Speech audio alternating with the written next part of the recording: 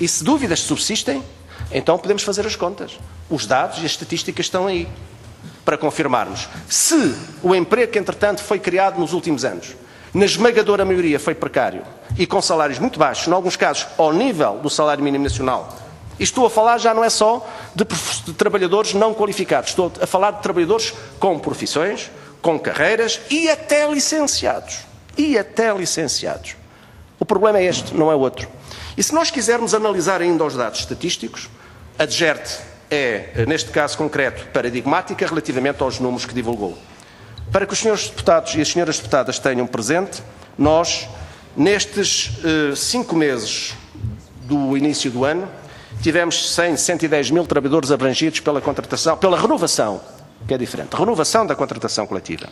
Mas quero-vos dizer que é preciso também ler com atenção aquilo que nos foi distribuído para perceber que esta renovação da contratação coletiva teve uma média de meses no que respeita aos salários de 40 meses. Ou seja, em termos médios, há 40 meses que os salários dos trabalhadores destas convenções que agora foram renovadas, há 40 meses, em termos médios, que não eram atualizados. Ora, se isto não é contribuir ativamente para reforçar a linha do modelo de baixo valor, de baixos salários, então o que é? Mas gostaria de ir ainda mais um pouco, gostaria de ir um pouco mais além. Houve aqui um senhor deputado, com todo o respeito, que colocou uma pergunta que agradecemos, assim como outros, sobre os ganhos e perdas deste compromisso. Quero lhe dizer, falou-se aqui num acordo, nós não conhecemos acordo nenhum. Na concertação social, à nossa frente, não foi assinado acordo nenhum. Provavelmente este acordo, não é, poderá ter sido assumido noutro local qualquer. Na concertação não foi. Com a presença da CGTP numa reunião formal para discutir o problema, à nossa frente não foi. E, portanto, alguém terá que responder por isso. E já agora, o local onde o celebrou. Se há. Porque a sensação que eu tenho, ou que nós temos, é que se calhar o acordo foi feito, mas há vergonha de o assinarem. Nomeadamente alguns. Repito, vergonha de o assinarem. Estou a referir-me, naturalmente, à organização sindical, que neste caso concreto está envolvida neste processo e, naturalmente, com certeza fica numa situação complicada quando assume aqui a caducidade das convenções coletivas e a redução da retribuição. É disto que eu estou? Não vale a pena escondermos, é assim. As coisas são para ser ditas como são, porque esta é a verdade. Mas já agora, se me permitem, em relação aos ganhos, Sr. Deputado, em relação aos ganhos, nós não vemos ganhos. Sinceramente. É daquelas... É daquelas, Sr. Deputado, é daquelas que nos levam a recordar outras, nomeadamente o Acordo para o Crescimento, Competitividade e Emprego. Os senhores, vários deputados e várias senhoras deputadas que aqui estão, com certeza que se recordarão da reflexão que a CGTP na altura fez sobre esse assunto, sobre o Acordo para o Crescimento, Competitividade e Emprego. E com certeza que está em ata e registado aquilo que nós dissemos. Seria bom que hoje regressássemos a esse tempo, não é muito, 2 anos, registássemos aquilo que a CGTP disse na altura, e deve estar gravado, porque isto, a Assembleia da República também tem uma televisão e grava estas audições. Então, era bom que recordassem aquilo que nós dissemos e aquilo que outros disseram. Por exemplo, aqueles que disseram que era necessário aquele acordo porque ia dinamizar a contratação coletiva e aquilo que nós dissemos aqui, não sei se foi nesta, se foi noutra sala, mas foi aqui, na Assembleia, que aquele acordo iria pôr em causa a contratação coletiva e era mais um instrumento de pressão e de exploração dos trabalhadores. Recordemos o passado, que é para não cometer erros relativamente ao presente e ao futuro. Mas ganhos, nós, sinceramente, não vislumbramos. Mas perdas, sim. Perdas, sim. E mesmo quando se diz que as perdas, se calhar, ficaram aquém do memorando da Troika, eu não conheço nenhum documento do memorando da Troika que seja tão explícito e que vá tão fundo relativamente ao número de anos como a proposta que agora apresentou. Foi apresentada. Eu não conheço. Mas, porventura, existe. Apresentem-nos, faz favor. Eu não sei que discussões é que o Governo fez com a Comissão. Nós não sabemos. Ou com a Troika. Nós não sabemos. Mas uma coisa sabemos.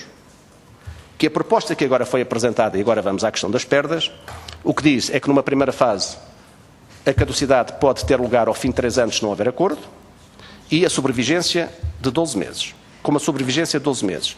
Mas depois, há lá uma normazinha, com a certeza que o Sr. Deputado também viu, que diz que daqui a 1 ano será feita uma avaliação e desde que, veja só o requinte, desde que metade das confederações sindicais e metade das confederações patronais estejam de acordo, então a caducidade pode ser concretizada ao fim de 2 anos e o prazo de sobrevigência ao fim de 6 meses. Rigorosamente a mesma proposta que o Governo apresentou para início da discussão.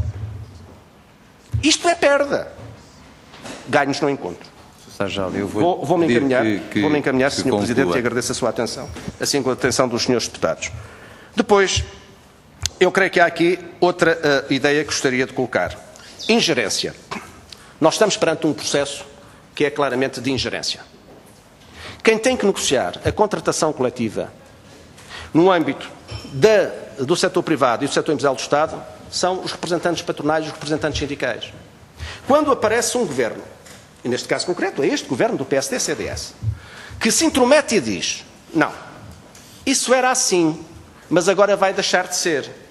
Portanto, deixa de ser o árbitro, ou seja, deixa de ser a figura que não podia nem devia de entrar no jogo, para ser a figura que toma partido ao lado daquele que neste momento concreto já tem mais força. Isto agora, como estamos em fase do Mundial de Futebol, isto faz-me lembrar as regras em que o campo tem que ser direito para ambos os lados. Mas depois, entretanto, ao intervalo aparece alguém e diz, não, vamos mudar as regras e vamos para outro campo, porque o campo direito não dá, porque estão ao mesmo nível. E, portanto, vamos inclinar o campo. E, portanto, os sindicatos e os trabalhadores ficam cá em baixo e os patrões ficam lá em cima e só têm uma coisa a fazer, é caminhar para baixo, porque é mais fácil carregar sobre aqueles que estão em baixo. É disso que nós estamos a falar, não é de outra coisa.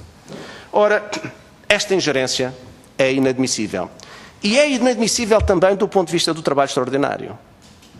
Porque, senhoras e senhores deputados, houve um alto responsável do Governo que, quando abordámos a questão do trabalho extraordinário, à falta de outra argumentação, chegou ao ponto de dizer que este prolongamento do período da redução do valor do trabalho extraordinário até ao final do ano estava associado à necessidade das empresas programarem os seus orçamentos para os próximos tempos. Isto está tudo ao contrário. Porque nós não podemos esquecer que foi o Tribunal Constitucional que, em julho do ano passado, decidiu claramente que havia um período que admitiu a ingerência, mas que essa ingerência terminava no dia 31 de julho de 2014. E que depois, os restantes 6 meses, teriam que ter como consequência que as entidades patronais pagassem de acordo com aquilo que estava na contratação coletiva. Ora bem, quando é que as empresas e qualquer organização fazem os seus planos? Quando é que este país, neste caso concreto, a Assembleia da República, faz e apresenta o seu Orçamento de Estado? Não é em outubro, novembro? Não é até dezembro que as empresas e o Estado têm que aprovar as suas regras?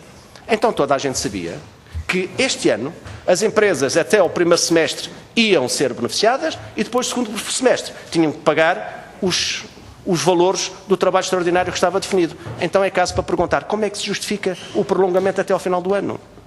O que é que está aqui atrás disto, se não é apenas e só aquilo que todos nós sabemos? E conclua, está bem. E concluo, Sr. Presidente, agradecendo a tolerância que o Sr. Presidente e também os Srs. Deputados e Sras. Deputadas tiveram, mas sabe que isto é uma coisa que mexe connosco. E, portanto, quando mexe connosco, nós devemos de ir mesmo ao fundo da questão. Porque isto é mais do que política partidária. Isto é política pura do trabalho e do capital. E sabermos de que lado é que estamos e como é que nos devemos situar relativamente ao presente e ao futuro. E deste ponto de vista, eu concluo com esta ideia. A contratação coletiva é um instrumento fundamental para a afirmação e o desenvolvimento da democracia. E nós não podemos confundir contratação coletiva com Conselho Permanente de Concertação Social. São duas coisas completamente distintas. Não há melhor fonte de negociação e dinamização da contratação coletiva que aquela que é gerada, desenvolvida e promovida pela negociação direta entre trabalhadores, e neste caso representados por sindicatos, e organizações patronais. Está aqui o cerne. Agora, o Conselho Permanente de Concertação Social não pode, nem deve, continuar a ser utilizado como instrumento ou numa perspectiva instrumental para fazer passar, sim, a ideia para a opinião pública e para os trabalhadores de que ali se está a discutir, que se está a aprofundar e que se está a decidir. Senhoras e senhores deputados, nós continuamos a primar a nossa intervenção para que se dignifique o Conselho Permanente de Concertação Social. Tudo aquilo que se tem passado nos últimos tempos não o tem dignificado. E termino mesmo com esta ideia. Se melhor exemplo nós tivéssemos, para além deste, da contratação coletiva e do trabalho extraordinário, temos o exemplo do acordo sobre o salário mínimo nacional, que 3 anos e meio depois de ter sido estabelecido, continua por cumprir. E não nos venham dizer que neste momento não há condições económicas e outras para concretizar a atualização do salário mínimo nacional de imediato, de acordo com aquilo que a CGTP pretende para os 515 euros. Mas cá está. Uma coisa é fazer que se negocie ou que se discute. Outra coisa é estar de boa fé para discutir, negociar, com veemência, naturalmente, cada um defendendo os seus pontos de vista, mas para assumir compromissos e, já agora, respeitar e honrar compromissos. É aquilo que até agora este Governo não fez. Perdoem uma expressão, mas em relação ao salário mínimo nacional não queria também deixar esta questão sem uma referência. E muito obrigado também pela atenção que nos dispensaram.